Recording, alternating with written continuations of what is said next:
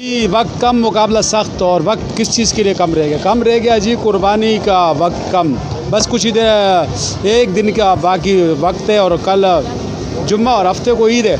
और ईद चूँकि आपको पता है कि कुर्बानी की ईद है और सुन्नत इब्राहिमी के सिलसिले में सबसे ज़्यादा लोग जानवर ख़रीदते हैं। जानवर जो है वो फिर कुर्बान किए जाते हैं। लेकिन इसके साथ साथ एक अमल और भी है और वो अमल है वो ज़ार का तैयार करना, यानी कि जिससे जानवर को ज़बह करना है और जिससे जानवर के पीसेस करने हैं, तो उसका तैयार करना भी एक बड़ा मसला है। और इस मसले के लिए देखते हैं कि जो लोहार हैं उनकी दुकानों पे कितना रश है या कितने ज़्यादा जो कौन कौन से औज़ार हैं जो बनाए जा रहे हैं। तो चलें लोहार की दुकान पे।